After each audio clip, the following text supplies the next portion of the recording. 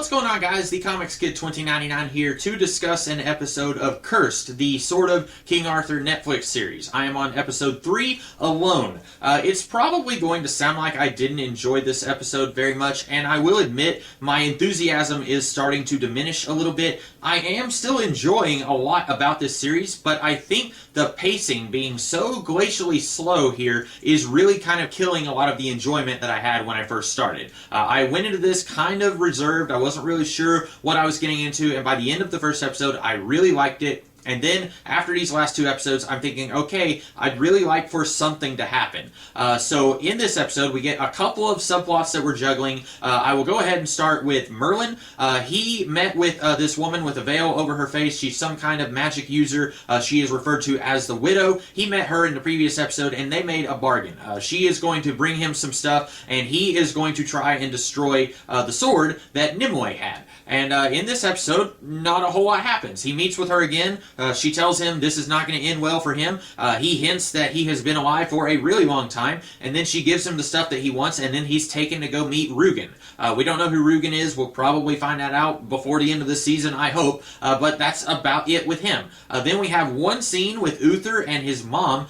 We haven't seen her before, and what this series did not need is more characters to juggle around, because things are happening so slow anyway. We don't need another character to take up screen time so that less stuff can happen with all of her other characters. But it is hinted that maybe she's tried to poison her son. She says that if she did that she did it because she doesn't like Merlin. I really don't know what the dynamic is here. I'm not sure if we're supposed to like Uther or if we're supposed to be on this woman's side. I really don't know. We haven't seen enough of Uther for me to form an opinion, so it's really hard for me to say, yeah, he's a jerk. I hope that she poisons him. You tell him.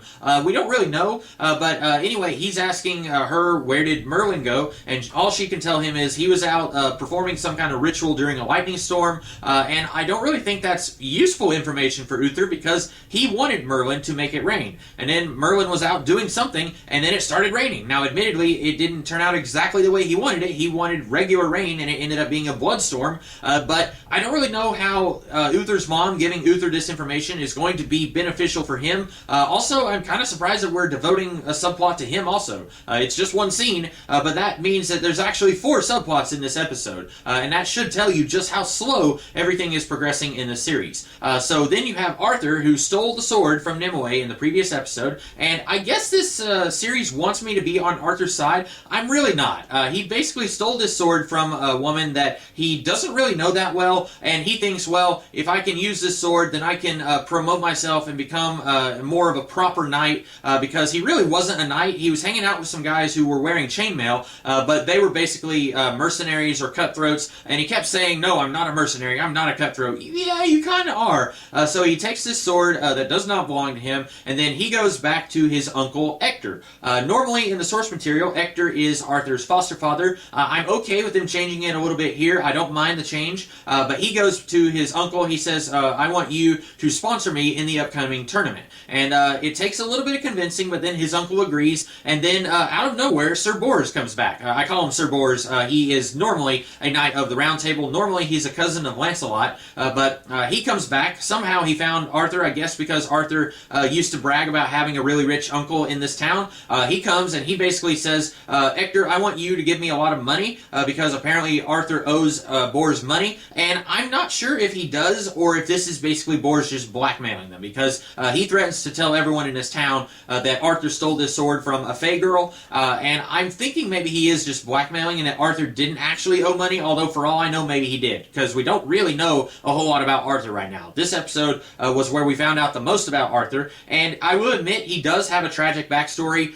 His father was in a lot of debt and was drunk and tried to stand up for a maiden's honor, and then he ended up dying, passing all of his debts on to Arthur, and with his dying words he said, look after your sister, and then almost immediately Arthur says, okay, I'm going to send her to a convent because I cannot look after myself and my sister and pay off all these debts, and And I will go ahead and spoil who the sister is. No, wait, I'll spoil it later because she ties in with Nimue subplot. But anyway, I guess Arthur thinks maybe he can make things better for himself with his sword, but that still makes him very selfish. And I like the idea of Arthur being more of a complex individual than what you usually see. Usually there are one of two portrayals of Arthur. There is bloodthirsty warlord that a lot of people like to go to, or there's pure 100% nobility. Very much a Superman, Captain America type, who is just honorable and noble and brave and kind and just and true, and there's nothing bad about him. Those are usually the two extremes for Arthur. And sometimes you might have kind of a blending of the two. I've seen that occasionally. But this series, at first I was thinking we were kind of getting the noble, just, true, kind, honorable version of him. But he does have some faults to his character. And I guess that could be good. But right now, I don't feel sorry for Arthur. He gets arrested, and then the Red Paladins, who have been going around trying to murder all of the magic users, they find the sword. And so now things are looking really bad because Arthur decided that he wanted to make things better for himself. So while I like the idea of giving him more complex of a portrayal, I don't really find myself liking this guy. I'm not rooting for him at this point. So anyway, that's it with Arthur. We do get to meet his aunt, and they talk a little bit about her son who died in war, and his name is Charles. Now normally, Ector's son is Kay. I don't know why they couldn't just call her son Kay, unless they plan to bring in Kay in some other way later on. This series is taking quite a few liberties with characters and their origins and their relationships with each other. At one point in episode 1, Nimue mentioned Gawain, who I guess was from their village. Normally Gawain is Arthur's nephew from his half-sister Morgause, so I guess they're not doing that here. And it doesn't look like Arthur is actually the illegitimate son of Uther, unless they did some another rooster in the henhouse type thing. But it doesn't look like they're doing that. I checked on the ages of those two actors, and the guy who plays Uther is not much older than the guy who plays Arthur, so I'm thinking that the father that we saw die in the flashback is actually Arthur's father. So he is not an illegitimate prince hiding somewhere for some reason. They're not doing that. That's normally Arthur's origin, and again, I'm okay with them changing things. Right now, my biggest complaint with this series is just that nothing is happening. We did get a little bit of forward momentum on the Arthur subplot here. Didn't get a whole lot in the Nimue subplot. Really, it and the Merlin subplot, there was very little that happened there in the Uther subplot. So really, of the 4 subplots here, Arthur's was the one that had the most stuff actually happening. Nimue wakes up in the convent that Arthur left her in, and Arthur's sister is there. We don't find out that that's Arthur's sister until a little over halfway into the episode, and I will go ahead and spoil who she is. She is being called Igraine throughout the entire episode, and normally in Arthur's stories, Igraine is Arthur's mom.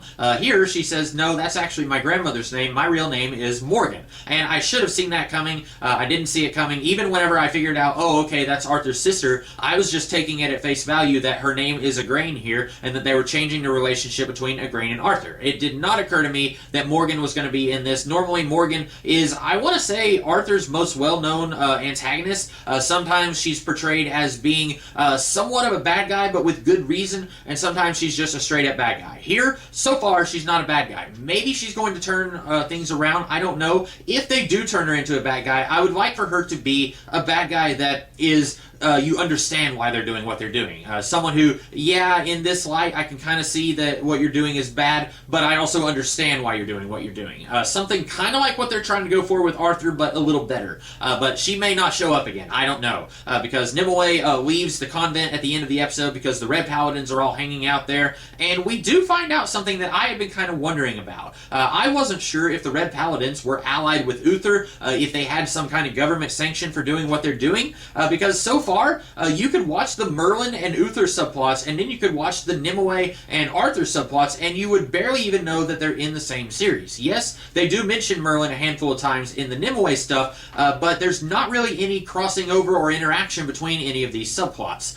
So it's a little difficult to figure out, okay, where do the Red Paladins stand with Uther and Merlin? Because the Red Paladins are exclusively showing up in the Nimue scenes, and in this episode, Nimue is spying on them while she's dressed up like a nun, son, and one of them says something like, oh, yeah, that's never going to happen as long as we keep having Pendragon Kings. So, okay, I'm glad that we're getting a little bit of an explanation there. Apparently the Red Paladins are not allied with Uther, so it could be interesting to see Uther portrayed as not a horrible guy.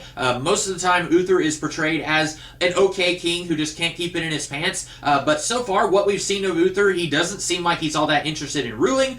He's just wanting Merlin to fix all of his problems for him, but if he is against the Red Paladins, it would be neat to see him kind of wage a little bit of a war against these guys if he fell on the side of the good guys. I'm not really sure what they're planning on doing with him, but at least for now, the Red Paladins do not seem okay with Uther Pendragon. So it does raise the question, the Red Paladins have been going around burning down villages left and right. Has Uther not heard about this? And if he has, does he care? I could throw up a map of the United Kingdom from roughly the time when King Arthur would have been around if he existed, and it's a pretty big place, and generally Camelot is down there at the very bottom, and then there's a whole lot of stuff that could be happening all up north, and maybe Nimue is from further north, and maybe the Red Paladins are really active, let's say in Orkney, but Arthur, or Uther rather, isn't actually hearing about any of this because he's all the way at the bottom of the United Kingdom. I don't know. We don't really know what's going on here. I'd love to have a little bit more interactions between these subplots here. I'm afraid that the series is just going to keep adding more characters. Let's have another subplot. This episode added a subplot with Uther where he's talking to his mom. I'm afraid we're going to get some more stuff with Uther while Merlin is off talking to Rugen, and then Nimue is looking for transport to go find Arthur, and he's about to be killed by the Red Paladins because he killed a guy in a bar. It was not Bors, but one of Bors' friends. And every time Bors shows up, I keep thinking that, okay, we're never going to see that guy again, and then he keeps showing up. But anyway, we got a lot of stuff that's almost happening in this episode. Really, it's kind of surprising to me that this episode, very little happened with Nimue. She spied on the Red Paladins a little bit, she met her friend Morgan, and then she leaves the convent. So the least happened with her out of everyone here. And I would say even more so than Merlin, because Merlin, he was only in the episode for like 5 minutes and very little happened with him, but Nimue was in it for like 15, 20, 30 minutes, and very little happened with her. So I'm looking forward to some stuff actually happening here. I'm afraid that I'm going to get more frustrated with this series the longer that I watch it. But hopefully things will turn around. I am still wanting to like this show. I like the characters, most of them. I like how they're being portrayed, most of them. But I just want stuff to actually happen. So anyway, that's about it for this episode. I will talk to you guys about episode 4 in a day or two. I don't know. In the meantime, I will see you guys later. Have a good one.